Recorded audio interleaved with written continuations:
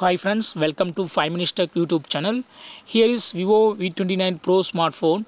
In this video, you will learn how to remove smart lock in your phone Vivo V29 Pro. Suppose if you have activated smart lock and now you would like to, if you would like to remove smart lock, yes, you can do it. What you have to do is go to the settings of your phone here, go to settings, then go to security, go to security and click on smart lock. For authentication it will ask your current pattern. Now click on body detection and turn off this button so that first smart lock will be removed. Then click on trusted places. If you have added any trusted places, just click on the places and click on delete button and click on delete button again.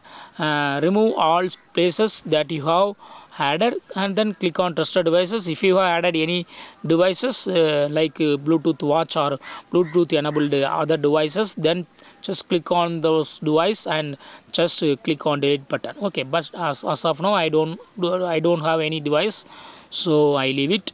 So in this three way these three options are available to remove. Okay, so if you would like to remove smart lock completely, you have to turn off all these three options. Okay, that's all friends. Thanks for watching. Bye.